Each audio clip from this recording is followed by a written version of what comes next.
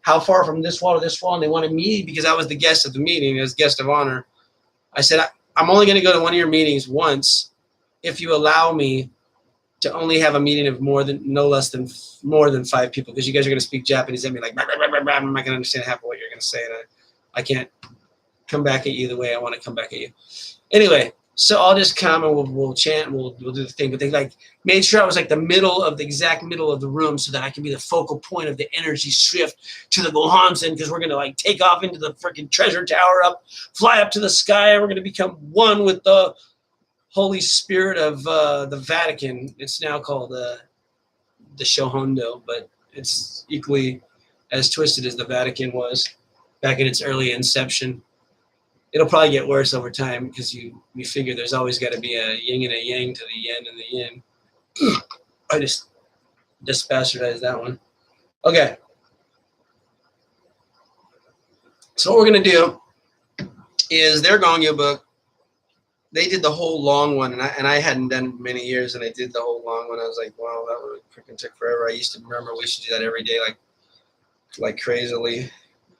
Thought we'd get botchy if we didn't do it every freaking day. If we missed one day, oh my God, the Shoten's engines are going to stop protecting us and we're all going to die. I'm like, fuck. I forgot a lot of times, and nothing happened to me. I just freaking got stronger boobs or something. You know, I'm getting all hot because I'm all getting preachered up and shit. And there's all these taboos in the religion that you can't sit in your underwear and chant. So I don't sit in my underwear. I sit naked sometimes completely, but I want to do that on YouTube, because I haven't been working out that much lately. I didn't get back into the gym. I've been doing a lot of skating and a lot of crazy shit. But I get too hot sometimes, man, when I'm babbling on the mic about the whole matrix field reality called this existence on planet Earth. It could be a lot more awesome if you're willing to choose it, all of you. Okay, here we go, and myself included. I'm not saying I'm any different than some of the knuckleheads that cast repute upon my channel. Okay, I can't read this one because it's like the old version, and then it's all in like Chinese characters, and I can read them if I had glasses, and it went really slow. So I'm just gonna do a little bit of what I remember. When I do it by myself, it's kind of hard when I'm not following the book, but I'm gonna try my best. Myo renge kyo benpon dai ni Niji seson ju san mai anjo ni kido shariatsu shobu chi e jinjin muryo go chi e monon ge nan yu isai shoman yakushi butsu shofu na chi shou isha ga butsu zo shingon yakusan mon naku mushu shou butsu jingyo shou butsu muryo doho yumyo shou jingyo shou fuman shou ju jinjin mizao azui ge shou gato ishu nange shari. See, when I don't have the book with me, I fucking get all looped. I don't know if I was going back to the beginning or back to the front. So, and I'll jump from the freaking A section to the B section sometimes. So I was like, might as well just waiting on my Gongyo book, which is on my phone, which is actually being charged because it broke last night. I didn't have a phone for a day. So I like to do the Gongyo on the book on the phone, because you can like blow up the fucking letters and shit, because my freaking eyes are like all, damn, man, my eyes are squinting like I was Chinese. We're getting pretty solidified in the conscious field of who I be and who I choose to be. Okay, we're just going to go back to some chanting, then we're going to call it quits. I'm going to maybe explain a little bit about it. Nam-myo ringe-kyo, Nam-myo ringe-kyo, Nam-myo ringe-kyo, Nam-myo ringe-kyo, Nam-myo ringe-kyo, Nam-myo ringe-kyo, Nam-myo ringe-kyo, Nam-myo ringe-kyo, Nam-myo ringe-kyo. Nam-myo ringe-kyo, Nam-myo ringe-kyo, Nam-myo ringe-kyo, Nam-myo ringe-kyo, Nam-myo ringe-kyo, Nam-myo ringe-kyo, Nam-myo ringe-kyo, Nam-myo ringe-kyo, Nam-myo ringe-kyo. Okay, so let me explain a little bit about what I do and what I've done all my life and what a lot of people do around the world, which probably you can watch a lot of videos of them speaking about doing it. And we all do it. But it's like Like, what's that song? You and me, baby, ain't nothing but mammals, so let's do it like they do on the Discovery Channel. I wasn't thinking of doing it like that. I was thinking about doing the chant, the prayer. There's a lot of sects in Japan which came from Nichiren that do it. I prefer the Soka Gakkai for all this among all the sects towards the more orthodox understanding of what should have been, that could have been, if every other temple on Mount Hiei didn't burn in the 1600s, and or was that the 1500s? I can't remember. Anyway, the history got in the way of the purity of the understanding of letters from Nichiren, and some of them got bastardized, and some of them got taken out of the canon because they were too revolutionary, and then to later find themselves back in the canon. And I'm like, that's not the real shit. That's just fucking put in there. That was a false copy of prophet that was from Lucifer. Jesus didn't write that one as if freaking Nietzsche didn't, as a Lucifer writer for him that writes as brilliantly as the one I called one of the most. Around that time, he was writing a lot of cool ones, which I'll read when you guys are ready. The most revolutionary writings in Nichiren Daishonin that I did the lecture on that you can watch on YouTube. But anyway, what was I talking about? I was talking about chanting. So the sect that I belonged to within the sect that I left was Nichiren Shoshu, and NSA was Nichiren Shoshu America. We got beautifully excommunicated from the holy nothingness called Niken, who chopped all the cherry trees down and destroyed the Shohondo. Anyway, craziness. All out of jealousy because he wanted to, have all the credit for having all the wisdom, and people were reading too many books by Daisaku Ikeda, and he didn't have that many books published that people were reading. And even when he put them out, no one really wanted to read them because they were kind of boring, and they were kind of like freaking like, dude, how can you call yourself a high priest when you're writing shit like this? So he was jealous the fact that a non-priestly authority like Martin Luther King, well, he was a priest, but someone revolutionary like Daisaku Ikeda and Josei Toda and Makiguchi, who were the only ones in the Buddhist community that didn't go along with the government to fucking bastardize their religion. They formed the Soka Gakkai. The first two presidents went to jail. First one died in jail. One got released from jail to create one of the largest Buddhist lay organizations in the world, and set off his main disciple to take it freaking beyond anyone's comprehension at the time it started. What it could be and what it should be, and what it will be when we even break past our own self-imposed limitations that we're choosing as an organization wherever we live. Anyway, we're all breaking that. It's called human revolution. So I went to a school called Soka University of America, which was founded by the school. It was not a religious school in any way. I actually did less study of my religion than in my whole life that I've done, because I did so many freaking research papers on so many wide range of conflicting modes of inquiry. That's what we call them, modes of inquiry. The scientific mode, the economic mode, the literature mode. They're all just ways of a modality for how you look at your particular vantage point at reality, which is just a point of view. And your reality does not create your point of views, but your points of views. I don't know which one it is. Points of view. Your conflicting points of view create the causal incongruities that you live with, that you can't figure out how to overcome because you create them as binary encoded systems of Mobius strips that you never want to let go of, or you'll lose your identity. So everywhere you guys are trying to keep your identity, which means you're going to be screwed out of consciousness for the rest of your life because you won't choose the identity you really could be, as opposed to the one you were choosing to be, which was not even half a man you used to be. Because I'm half the man I used to be, and Down, down, down, down, down. Anyway, I digress as I usually do. So after I graduated Soka University in the first graduating class of 2005, I was a vice regional leader of Orange County, area leader. Before that, I was a chapter leader, district leader. I was a district leader just for a very short period of time when President Ikeda decided, in I think it was 1994, to only invite district leaders to go to a big meeting with him. And I was like, yeah, dude, I've been chanting forever to go to a little small meeting with him.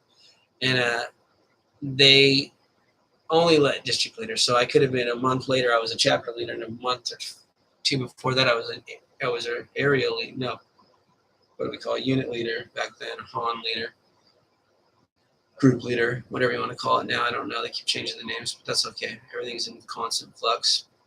So I had only been a district leader for a very short time, and I became a chapter leader quicker after that. But it was just during that one small segment of time that he invited only district leaders to this big, huge meeting at the World Culture Center, and it was really cool because I got to sit really close to him.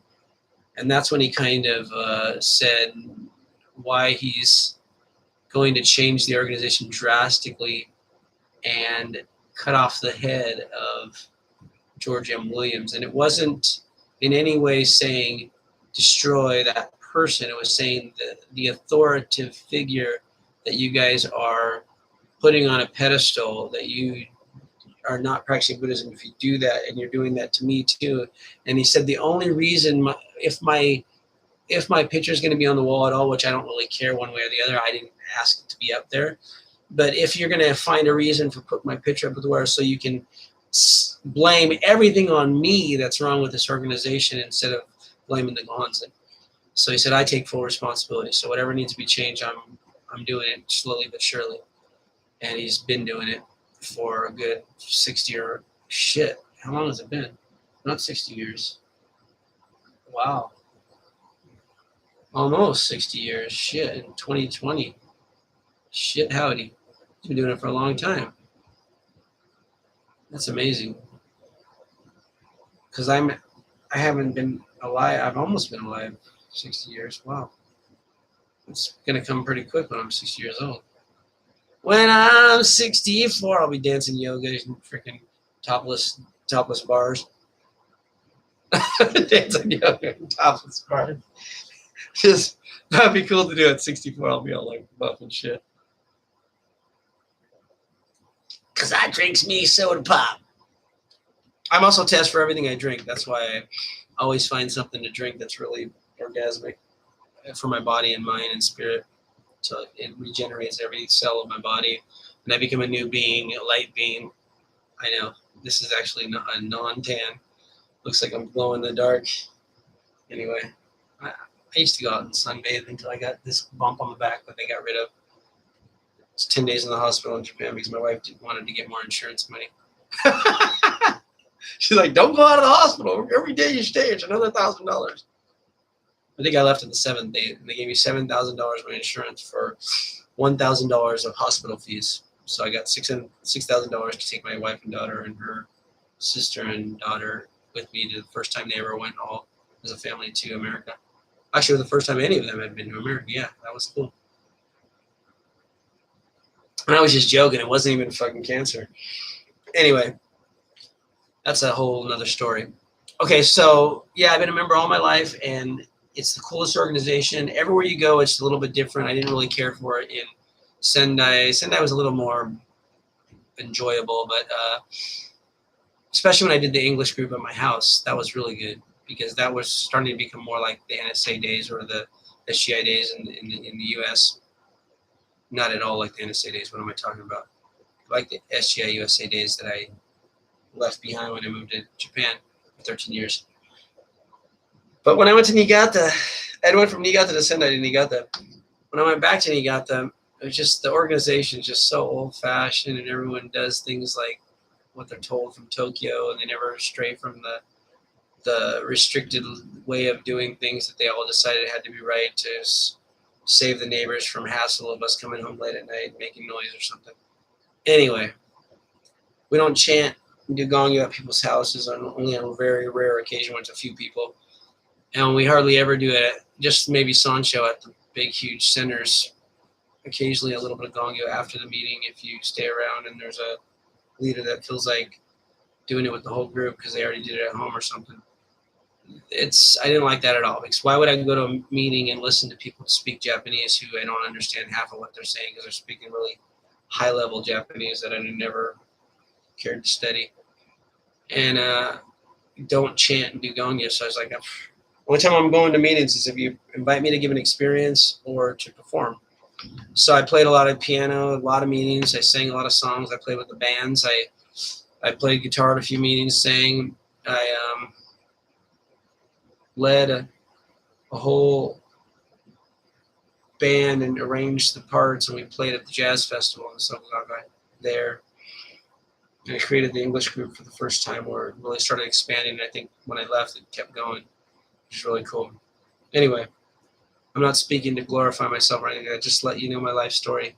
I became an energy healer in the process of moving to Japan because I had all kinds of things that the doctors in the U.S., the doctors in Japan, couldn't figure out why they would be this way, and they couldn't solve any problem to them. That I just decided I need to look for something beyond what I've ever looked for, and I chanted Nam-myoho Renge-kyo, and I found this lady that my wife turned me on to.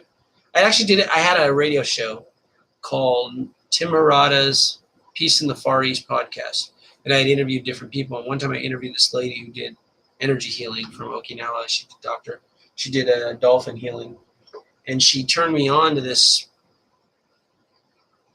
song that she sang that just fucking caused all the energies of my recording equipment to start going. And when I played back the recording, every time she started singing this dolphin song, I can hear all these bees and waves and energy. Wow, that's what's called the elementals in access consciousness. They were dancing so loudly and singing so brightly that I couldn't hear what she was singing. And it was a trip. And I told her, and she started crying, and I played it back to her. I said, every time you start doing your song, are you opening up a window behind you? Because it sounds like, I couldn't see her because I wasn't doing it with the video. It sounds like this energy wave of insects or something is behind you. So it drowns you out when you start singing better, or you start singing more powerfully. And she started crying because she said, that's what everyone says. She said they feel all this energy flowing out of the words I'm singing, that they almost get mesmerized by it, where they can't hear it anymore. It's like they go into a dimension. And all the dolphins come when she does it, which is really weird. So I decided I gotta learn something like that. Shit, I don't want to go to Okinawa because it costs too much money and I don't have the time. So I gotta figure it out. And I chanted. And we lost our first baby with my wife, and I chanted about that and my back, because I had a back. They wanted me to get a back operation. I didn't want to have a freaking back operation because I felt I was too young, even though I did have a nose operation because I had polyps growing in my nose, which I told the doctors what it was about, and they said no, it wasn't, because we don't have any such tests like that. It was because I had too much mold in my body, and I found out the back problem was because I had too much blood parasites and skin parasites under my skin. Under my skin. And I only found that out when I learned energy healing, and I was able to heal that really quickly with herbs and stuff. So I changed my whole life with energy healing. So I had to figure out how I can teach Buddhism and teach energy healing as a holistic experience, which it is. I don't think they're mutually exclusive. Nor do I think access consciousness is, which is, I call a healing modality. People call it maybe a way of life. I don't know what they call it. A set of processes and tools. It's a set of processes and tools that allow you to know that you know, and awaken to your true consciousness, which is exactly what Buddhism teaches. Our processes are just Nam-myoho Renge-kyo. It's very simple, and doing sutra readings and doing studying of the historical Buddha and Nichiren, and studying everything, learning everything. That's part of the Buddhist practice. That's why I've studied. I went to 10 years. For 10 years, I went to 7 different junior colleges before I decided to go back to Soka University, or go back to school and became Soka University. And I wasn't really looking for a degree. I was just looking for how I can use wisdom and knowledge in pursuit of my bigger dreams, which is music and writing. And I didn't figure that out before I got to Soka University, so I decided to go to Soka University because of that, because I thought it would help me figure out what the fuck I'm doing with all this music and writing. And until I learned energy healing, I thought I didn't know that was mutually exclusive. I was actually doing energy healing with my writing and with my songs that I didn't know. And for the very few people that actually got to experience the healing, because hardly anyone went to my shows, they noticed what I was doing, but the rest of the people weren't ready for it, which they probably still aren't. But anyway, I'm coming at you anyway.